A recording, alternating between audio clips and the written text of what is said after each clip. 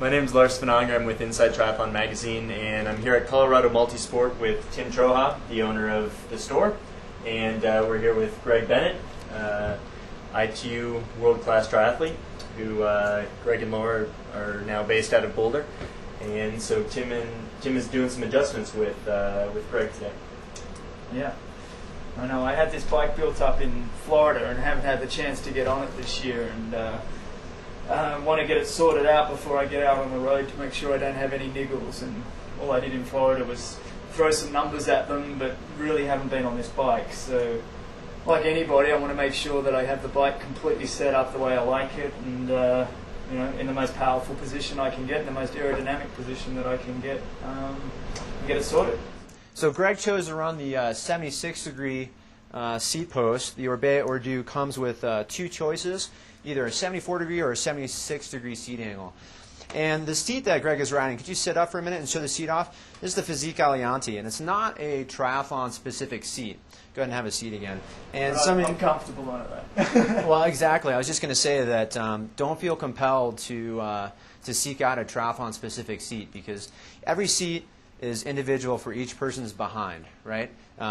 Everybody is very, very different, and if you find a good, comfortable fit on an existing saddle that's meant for road bikes or even mountain bikes, don't feel like you need to go out and buy a triathlon-specific seat. But there are some attributes of triathlon-specific seats that can be very helpful for athletes who spend a lot of time in the aero bars. Okay, so his seat position looks really dialed. He's got just a hair under 150 degrees of saddle height, and that's this angle here. And we measure from the greater trochanter here, the center of the knee joint, which a lot of times we use the lateral condyle as that body marker, and the lateral malleolus here, and he's got about 150 degrees. Now, another measurement that people sort of talk about often is what we call COPS, or knee over pedal spindle. Now, for a time trial position, we're not so concerned with where his knee is relative to the pedal spindle like we would on a standard road bike fit. All right, go ahead and pedal for me again, Greg.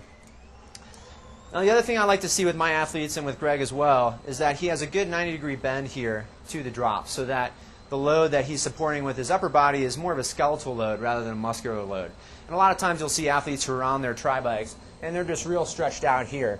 And you really want to prefer a real tight position. You'll see he's barely got 2 fingers width here between his knee and his elbow, and that's really quite a good position. And sometimes you'll even see it get tighter than that, where they're just a hair from the knee to the end of the elbow there. Well, it looks like they got your drop just about right, and I also like the cut of the bars. Greg chooses to run what's called an R bend, a racing bend, or sometimes it's also called an S bend, just to confuse people. But it basically is a style where there's a general curve to the bar, instead of what we used to call an L bend or a J bend, which is more like this. And it's just a preference thing for the athlete. It's not necessarily an aerodynamic advantage or a fit advantage. It's really just a preference thing. He's got his pads set up just shy of shoulder width, which for a lot of athletes is very comfortable. We just want to make sure that the bars aren't so narrow that his scapula doesn't sort of wing out on the bike, because then he'll have all kinds of trouble in his upper back. Now, because Greg is young, extremely fit, and gets paid to do this, right, he can tolerate a very big drop from the top of his saddles to the tops of his pads. He's in a very aerodynamic position. He's got a nice flat back profile here. But he's staring out of the tops of his eyelids a little bit, which, again, for a guy like Greg, is really no problem. But for some age group or triathletes, that might be a little bit stressful on their overall body position and make it harder for them to run off the bike.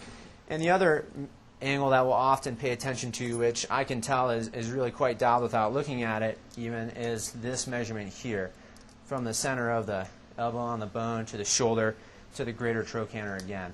And again, we look for something around 70 to 80 degrees plus or minus, right? And that looks really, really quite dialed.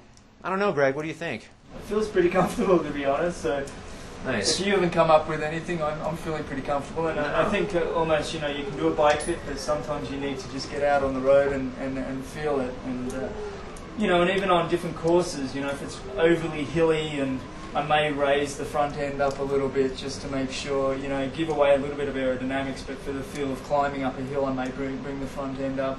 I may even reduce the saddle height just by millimeters if it's a lot of climbing as well. So there's lots of little adjustments that I'll tweak, but it's kind of good to, get the basics put in place to start with, and then gradually tweak it and sometimes also when you haven't been on a time trial bike for a long time, you may want to start a little higher before you start cutting off your head stem and gradually get lower as the season goes on and your flexibility gets a little bit better in the lower back. Yeah, head stem is Aussie for steer tube, by the way, in case anybody wanted to know the translation for that. So, but you make a really good point, and that's that Bike Fit has two parts to it. One part is in the studio or in the bike shop, like we are now, where we're taking measurements and we're asking you your impressions, and the bike fitter makes recommendations.